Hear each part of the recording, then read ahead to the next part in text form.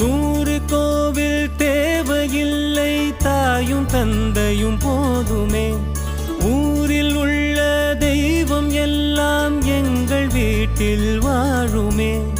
யாரும் இல்லை என்றுதான் இங்கு யாருமே இல்லை.